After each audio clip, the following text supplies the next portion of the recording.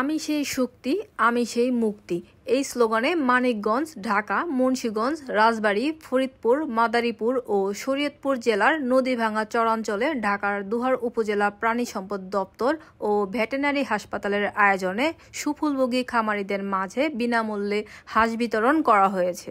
বৃহস্পতিবার সকালে উপজেলা প্রাণী সম্পদ দপ্তর ও ভেটেরিনারি হাসপাতাল প্রাঙ্গণে সুফলভোগীদের মাঝে উন্নত জাতের এ হাঁস বিতরণ করা হয়।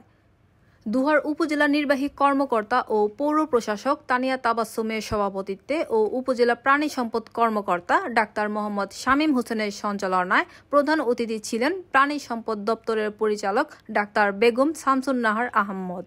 বিশেষ অতিথি ছিলেন মহাখালী প্রাণী সম্পদ গবেষণা প্রতিষ্ঠানের পিএসও রহিমা বেগম, ঢাকা জেলা প্রাণী সম্পদ কর্মকর্তা বাসনা আক্তার, উপপ্রকল্প পরিচালক ডাক্তার দীপক সরকার সহ আরও অনেকে। প্রাণী সম্পদ অধিদপ্তরের পরিচালক ডাক্তার বেগম শামসুন নাহার আহমদ বলেন, চরাঞ্চলে বসবাসকারী মানুষদের ভাগ্য উন্নয়নের লক্ষ্যে প্রাণী সম্পদ দপ্তরের মাধ্যমে উপজেলায় ১০০টি পরিবারের মাঝে ২১টি করে হাঁস বিতরণ করা হয়েছে। এ প্রকল্প তাদের জীবন মান ও অর্থনৈতিক অবস্থার উন্নয়নে কার্যকর ভূমিকা রাখছে।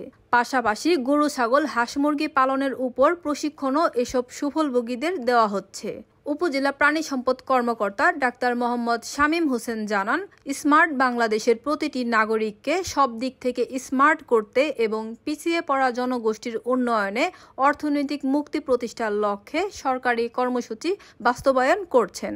এ সময় ১৬ জন সফল ঘাস চাষিদের মাঝে নগদ ৫,০০০ করে মোট ৮০,০০০ টাকা বিতরণ করা হয়।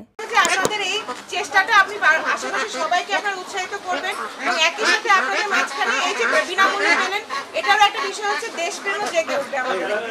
হ্যাঁ, আমরা যে এই যে প্রাণী সম্পদ আমরা যে সমৃদ্ধ করছি, এতে যেন আমাদের অযথা আমাদের কোনো টাকা, আমাদের রেমিটেন্সের কোনো ডলার অযথা কোনো আমদানি খাতে ব্যয় না হয়। কেন ব্যয় না হওয়ার একমাত্র শক্তি হচ্ছেন আপনারা। আপনাদের যদি পশু সম্পদ থেকে, প্রাণী সম্পদ থেকে আমরা যদি মাংস, ডিমের যথাযথ যোগান পাই, তাহলে কি সরকারকে ডলার খরচ করে অন্য দেশ থেকে আমদানি করতে হবে? আমাদের ডলার দিয়ে আমরা আরো সেতু বানাবো, আরো রাস্তা বানাবো, আরেকটা পদ্মা সেতু হবে, তাই না? ঠিক আছে, এইটাই উদ্দেশ্য যে আপনারাও সমৃদ্ধ হবেন, দেশ, রাষ্ট্র, সমাজকে সমৃদ্ধ করবেন।